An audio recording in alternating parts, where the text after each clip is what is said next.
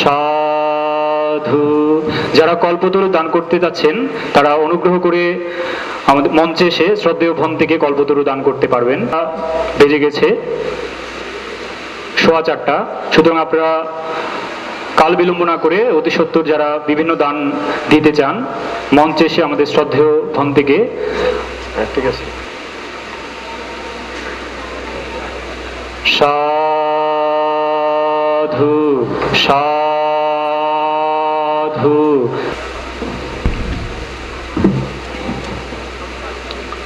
সাধু সাধু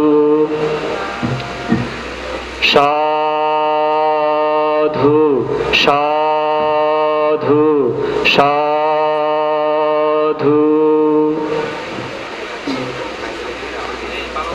কল্পতরু সহ বিবিধ দানীয় সামগ্রী যারা দান করতে চান আপনাদের প্রতি বিনীত অনুরোধ, আপনারা কাল বিলম্ব না করে, আমাদের হাতে সময় খুব কম, আমি আবারও বলছি, আপনারা কাল বিলম্ব না করে শ্রদ্ধেয় ভন থেকে দান সামগ্রী গুছিয়ে দিতে পারবেন। সাধু সাধু সাধু সাধু সাধু সাধু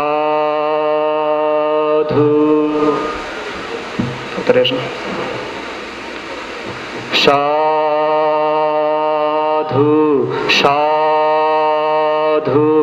সাধু সাধু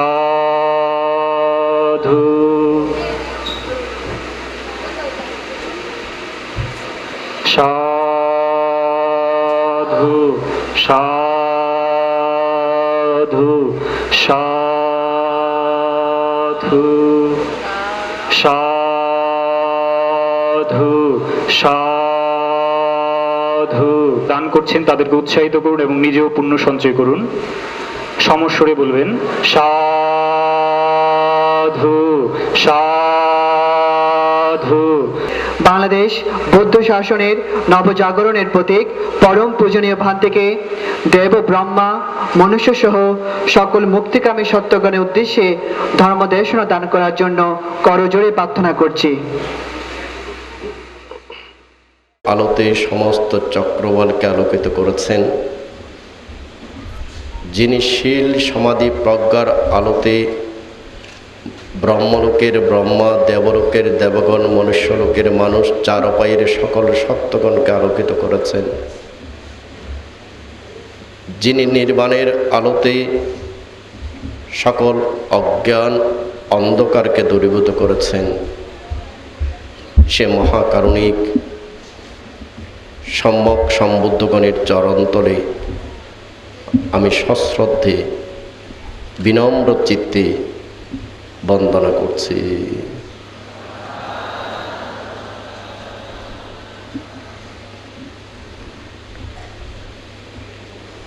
আমি সশ্রদ্ধে বন্দনা জ্ঞাপন করছি আমার পরম কল্যাণ মিত্র, যার নিকট থেকে 22 বৎসর ধর্ম শিক্ষা গ্রহণ করেছি, যার আদর্শে অনুপ্রাণিত হয়ে, যার শীল সমাধি প্রজ্ঞার শিক্ষা ধারণ করে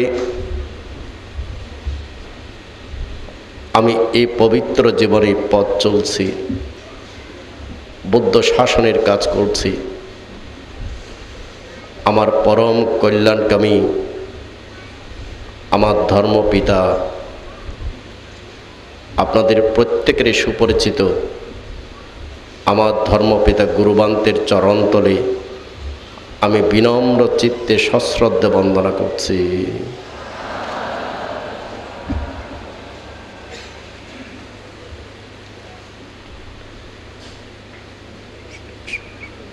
সধর্মের পূজারীগণ, মঞ্চের মধ্যে ভিক্ষু সংঘের আসনে আসন গ্রহণ করেছেন বেদবনিয়া বৌদ্ধধাতু জাদু বিহারের বিহারাধ্যক্ষ, আমার এই অত্যন্ত স্নেহভাজন পাইয়ায় আসা ভিক্ষু এবং আরও আছেন ক্যারাম বৈদ্যর বাড়ির বিহারের বিহারাধ্যক্ষ পূর্ণানন্দ 13 এবং পূর্ব গুজরাট জ্ঞানাঙ্কুর বিহারের বিহারাধ্যক্ষ, কদলপুর শ্মশান বিহারের বিহারাধ্যক্ষ,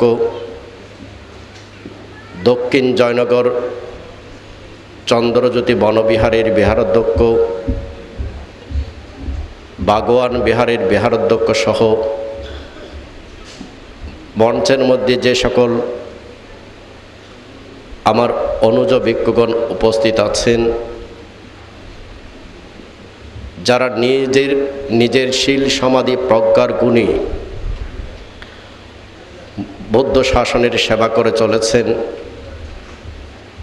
আমার অনুজদেরকে দান করছে আমার অতীত জন্ম জন্মান্তর সহ বর্তমান জন্মের দানময় শিলময় ভাবনাময় পুণ্যরাশি। আমার সমস্ত পুণ্যরাশি প্রাপ্ত হয়ে আমার অনুজরা বৌদ্ধ শাসনের আলোতে সমস্ত চক্রবালকে আলোকিত করতে সক্ষম হোক।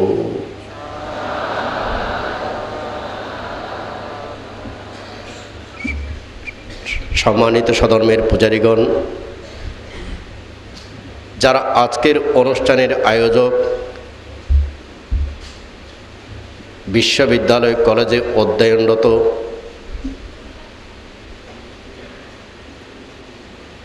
পারিয়াত্তি শাসনা প্রচার সংঘের সকলকে এবং যারা পারিয়াত্তি শাসনা প্রচার সংঘকে সহযোগিতা করেছেন,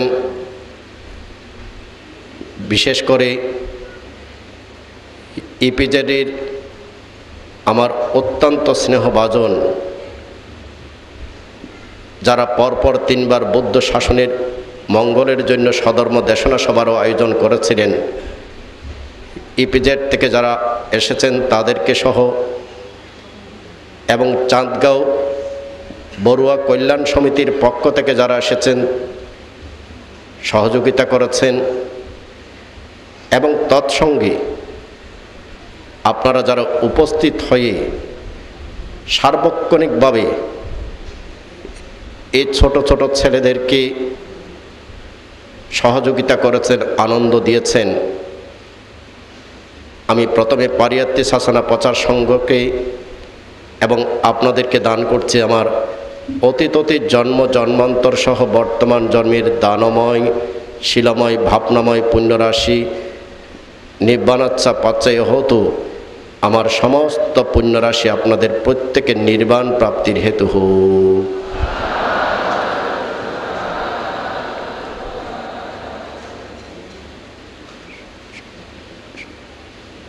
সম্মানিত সধর্মের পূজারীগণ,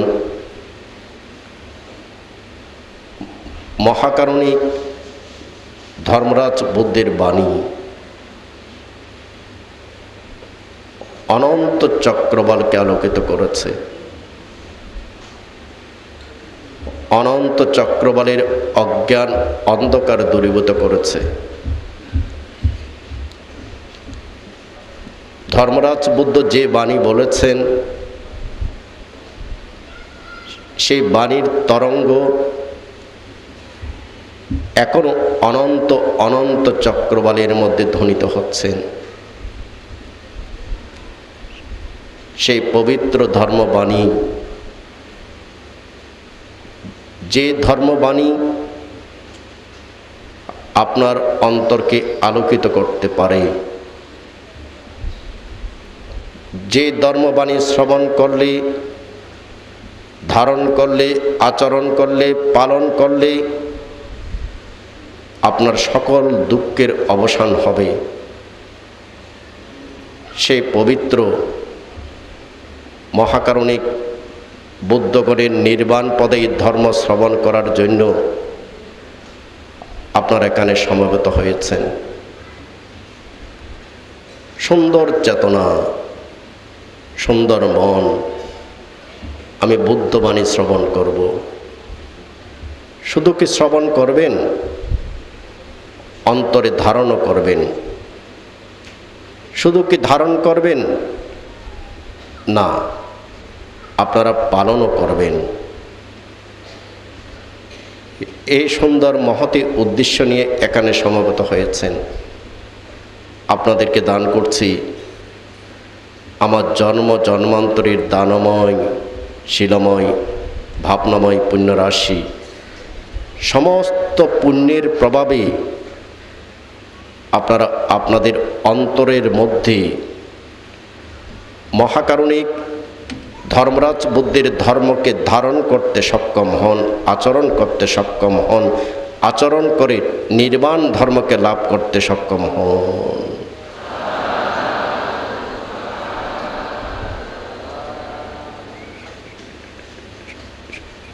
সম্মানিত সধর্মের পূজারীগণ,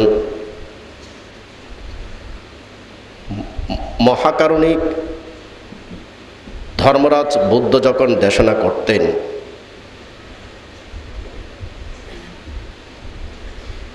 তখন যারা শ্রবণ করত, যেমন ধরুন আমার সম্মুখে আপনারা রয়েছেন, আমার পেছনে অনেকে রয়েছে, আমার পশ্চাতে অনেকে রয়েছে, এবং এই দেওয়ালের বাহিরে অনেকে রয়েছে। ঠিক এমত অবস্থায় যদি মহাকারুণিক বুদ্ধ ধর্ম দেশনা করত, যারা শ্রবণ করত তাদের মনে হতো বুদ্ধ আমাকে দেখে, আমার চোখের দিকে, আমার মুখের দিকে দেখে দেখে বুদ্ধ আমাকেই দেশনা করছেন। অর্থাৎ আপনারা এখানে ধরুন ১৫০০ মানুষ সমবেত হয়েছেন, ১৫০০ মানুষের প্রত্যেকের মনে হবে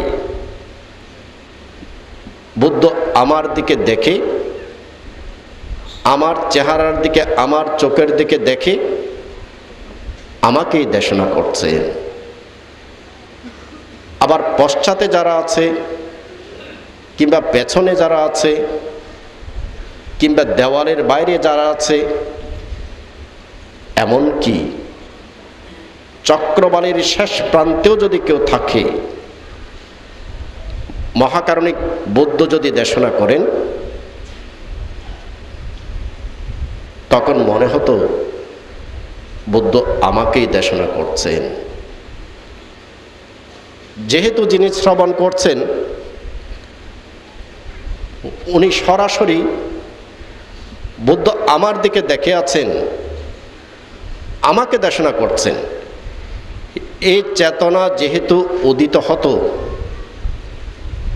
সেহেতু অত্যন্ত শ্রদ্ধা অবনত চিত্তে তিনি দেশনা শ্রবণ করতেন। সম্মানিত সধর্মের পূজারীগণ, বইয়ে লিপিবদ্ধ আছে, আকাশে যখন চাঁদ উঠে, পূর্ণিমার চাঁদ, আমি যদি চট্টগ্রামে থাকি, আমি মনে করে কি চাঁদ আমার মাথার উপরে আছে। আবার যিনি ঢাকা থাকেন, ঠিক তিনিও মনে করেন কি চাঁদ আমার মাথার উপরে আছে। আবার যিনি বান্দরবানে আছেন,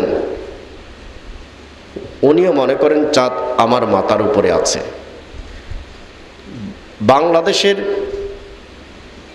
বাংলাদেশের 15 কোটি মানুষই মনে করে চাঁদ আমার মাথার উপরে।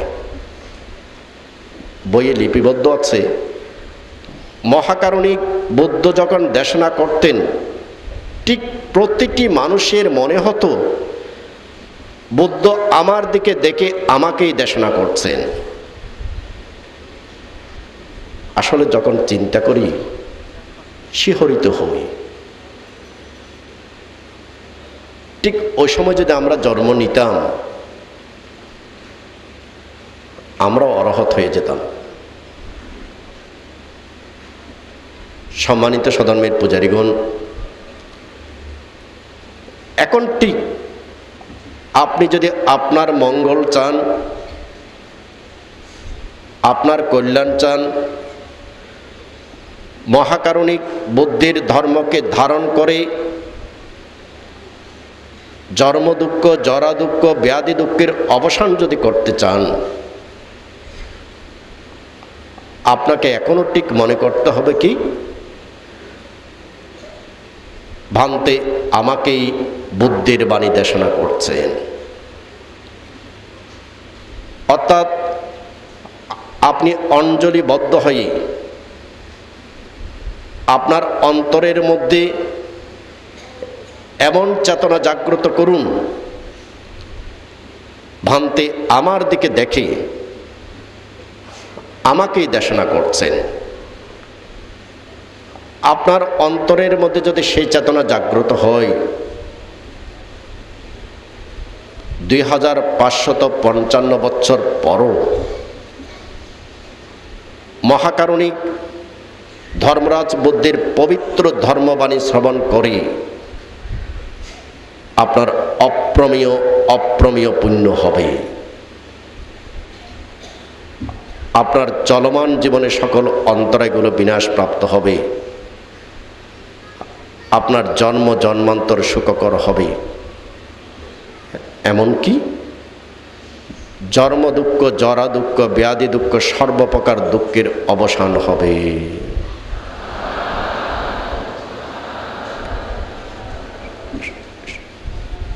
সম্মানিত সধর্মের পূজারীগণ, যেহেতু সাধুবাদ দিয়েছেন, সেই তো আপনারা অনুমোদন করেছেন। কি অনুমোদন করলেন? আপনারা অনুমোদন করলেন ভান্তে আমাকেই দেশনা করছে, আমাকেই বুদ্ধের বাণী বলছে। যেহেতু আপনাকে আমি বুদ্ধের বাণী বলছি, আপনি বুদ্ধের বাণীর প্রতি শ্রদ্ধা জ্ঞাপন করুন। সধর্মের পূজারীগণ, রাজা প্রসেনজিৎ একসময় মহাকারণিক ধর্মরাজ বুদ্ধের সমীপে উপস্থিত হলেন। মহাকারণিক বুদ্ধের সমীপে উপস্থিত হয়ে মহাকারণিক বুদ্ধকে বললেন, বুদ্ধ, আপনি সহ 500 জন প্রত্যেক দিন রাজপ্রাসাদে আসুন এবং আমার স্ত্রী মল্লিকা দেবী ও বাসক ক্ষত্রিয়া বুদ্ধের বাণী শ্রবণ করতে চাই। আপনি প্রতিদিন আমার বাড়িতে এসে 500 জন ভিক্ষু সংঘ সহ আমার বাড়িতে এসে আমার স্ত্রী মল্লিকা দেবীকে এবং বাসক ক্ষত্রিয়াকে বুদ্ধবাণী দেশনা করুন। অনন্ত গুণের অধিকারী মহাকারণিক বুদ্ধ বললেন, সম্যক সম্বুদ্ধগণ কোনো জায়গায় প্রতিদিন গিয়ে ধর্ম দেশনা করেন না। অনাথপিণ্ডিক শ্রেষ্ঠী আবার বললেন, মহাকারণিক বুদ্ধ,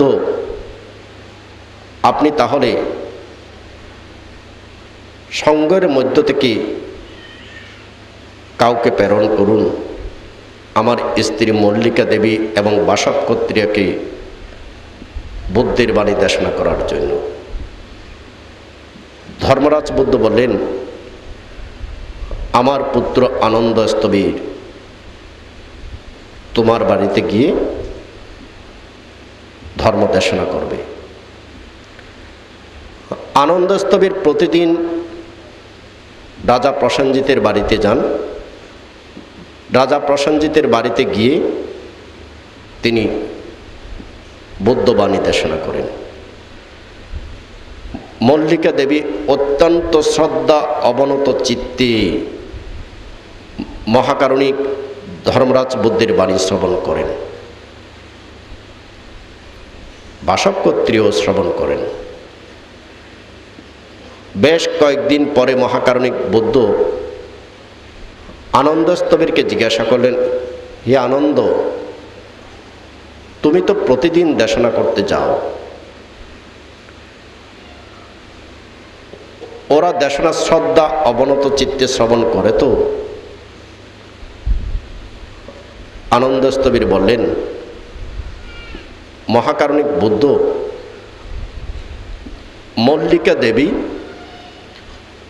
অত্যন্ত শ্রদ্ধা অবনত চিত্তে ধর্মদেশনা শ্রবণ করে, ধর্ম ধারণ করে, ধর্ম আচরণ করে। কিন্তু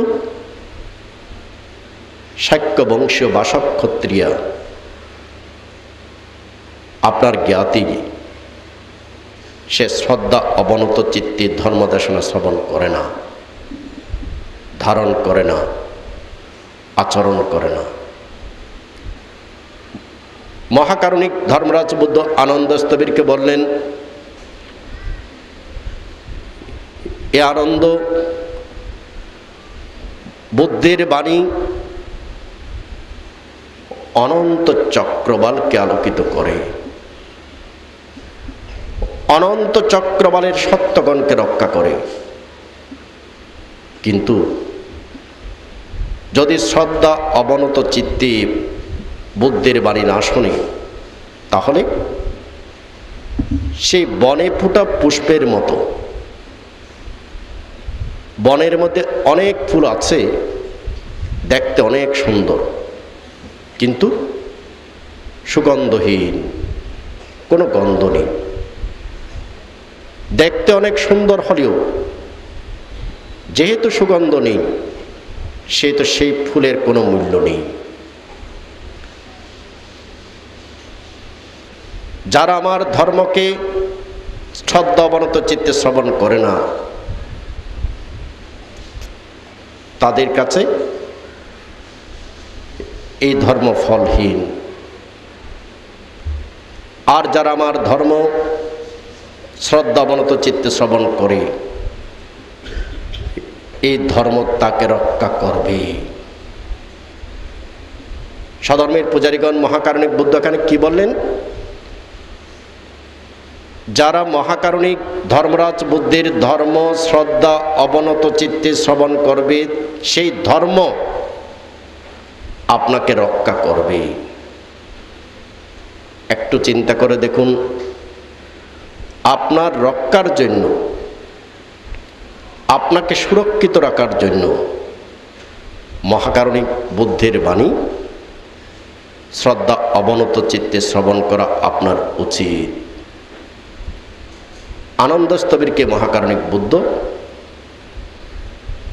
এই উপদেশ প্রদান করলেন। স্বধর্মের পূজারীগণ 2555 বছর মহাকারণিক বুদ্ধের বাণী সত্যগণকে রক্ষা করে আসছে। আগে যেমন রক্ষা করেছিল, অকালিক এই ধর্ম এখনো রক্ষা করছে। ভবিষ্যতেও যারা এই ধর্মকে শ্রবণ করবে, ধারণ করবে, আচরণ করবে, পালন করবে, তাদেরকে এই ধর্ম রক্ষা করবে। একটু চিন্তা করে দেখুন, বর্তমান এই পৃথিবী খুব বিপদসংকুল। বৌদ্ধ শাসন যত পশ্চাতে যাচ্ছে, অর্থাৎ বৌদ্ধ শাসন যত পশ্চিম দিকে হেলে পড়ছে, এই পৃথিবীতে সন্তাত্তারা কাপ্পা, অস্ত্রের ব্যবহার বেড়ে যাচ্ছে। দুর্ভিক্ষাং তারা কাপ্পা। দেখুন, বর্তমানে আমেরিকা বলুন, ইউরোপ বলুন, পৃথিবীর প্রতিটা কান্ট্রিতে অর্থনৈতিক মন্দা। একেবারে সর্বোচ্চ উন্নত দেশ আমেরিকা, জাপান, ইউরোপ, তাদেরও বর্তমানে অর্থনৈতিক মন্দা। অর্থনৈতিক মন্দা কাটানোর জন্য কত রকম চেষ্টা করে চলেছে, কিন্তু পারছে না। আপনারাই দেখুন না, এখন থেকে 10 বছর আগে আপনি কত টাকা চাউল খেয়েছেন আর বর্তমানে কত। এখন এখন থেকে 10 বছর আগে আপনি যে বাসাতে ছিলেন সেই বাসার ভাড়াটা কত আর বর্তমানে কত? এইভাবে যদি আপনি দেখেন, পুরো পৃথিবীতে অর্থনৈতিক বিপর্যয় দিনকে দিন আসছে। মহাকারণিক বুদ্ধ কিন্তু তাই বলেছিলেন। মহাকারণিক বুদ্ধ আরো বলেছিলেন, রোগান্তরা কাপ্পা, রোগে শোকে অগণিত মানুষের মৃত্যু হবে। বিজ্ঞান, মেডিকেল সায়েন্স যতই উন্নত হোক না কেন, দিনকে দিন বিভিন্ন নতুন নতুন রোগের উদ্ভব হচ্ছে এবং সে রোগে মানুষ মৃত্যুবরণ করছে। এবং সর্বোপরি মানুষের আয়ু দিনকে দিন কমে যাচ্ছে। একটু চিন্তা করে দেখুন তো, বিজ্ঞান উন্নত হয়েছে, মেডিকেল সায়েন্স উন্নত হয়েছে, আমরা ডিজিটাল যুগের মধ্যে আছি, কিন্তু মানুষের আয়ু কি বাড়ছে? না, মানুষের আয়ু বাড়ছে না, মানুষের আয়ু কমছে। উন্নত হচ্ছে ঠিক, মানুষ দিনকে দিন বিপদের দিকে যাচ্ছে, হানাহানির দিকে যাচ্ছে, মৃত্যুর দিকে যাচ্ছে, নাকি শান্তির দিকে যাচ্ছে? একটু চিন্তা করলেই উত্তর পাবেন। যতই উন্নত হোক না কেন, মানুষ দিনকে দিন বিপদের দিকে যাচ্ছে। মহাকারণিক ধর্মরাজ বুদ্ধ তাই বলেছিলেন, বিপদ সংকুল সময়, বিপত্তিকাল। এই বিপত্তিকাল সামনে আরো ক্রমশ শক্তিশালী হবে। মানুষের বিপদ, অন্তরায় এগুলো বাড়বে। সম্মানিত সধর্মের পূজারীগণ, এই বিপত্তিকালে কি আপনি আপনাকে, আপনার পিতামাতাকে, আপনার ভাই বোনকে, আপনার পরিবারকে, আপনার জ্ঞাতিকে রক্ষা করতে চান না? অবশ্যই রক্ষা করতে চান। নিশ্চয়ই এই বিপত্তিকালে আপনি নিজে সুরক্ষিত থাকতে চান, আপনার পরিবারকে রক্ষা করতে চান, আপনার মাতা পিতা ভাই বোন জ্ঞাতিগণকে আপনি রক্ষা করতে চান। এটা সবাই চায়। সম্মানিত সধর্মের পূজারীগণ, সবাই তো রক্ষা করতে চায়, রক্ষাটা করবে কে? আমাদের সরকার প্রধান কি আমাকে রক্ষা করবে? এই পৃথিবীর সর্বশ্রেষ্ঠ শক্তিশালী দেশ আমেরিকা কি আমাকে রক্ষা করবে? সর্বশ্রেষ্ঠ শক্তিশালী দেশ আমেরিকার প্রেসিডেন্টও নিজেকে রক্ষা করার জন্য চারিদিকে ঘেরাও করে আছে। যেখানে নিজেকে রক্ষা করার জন্য এত পহরা, এত ঘেরাও দিয়ে রেখেছে সৈন্য দ্বারা, সেখানে আপনাকে কিভাবে রক্ষা করবে? আমাদের প্রধানমন্ত্রী শেখ হাসিনা কি আপনাকে রক্ষা করবে? শেখ হাসিনা নিজে রক্ষাপ্রাপ্ত হওয়ার জন্য দিনে রাতে চিন্তায় ঘুম আসছে না, দেখেন গিয়ে। তাহলে আমাদেরকে কে রক্ষা করবে? আমরা সবাই রক্ষাপ্রাপ্ত হতে চাই। ছোট শিশু, সেও দেখুন, সে রক্ষাপ্রাপ্ত হওয়ার জন্য তার সবচেয়ে নিরাপদ স্থান মাতৃকোলের মধ্যে চলে আসে। ছোট শিশু একটু কষ্ট পেলে, একটু আঘাত পেলে, একটু ভয় পেলে, সে তার নিরাপদ স্থান রক্ষাপ্রাপ্ত হওয়ার জন্য মাতৃকোলে চলে আসে।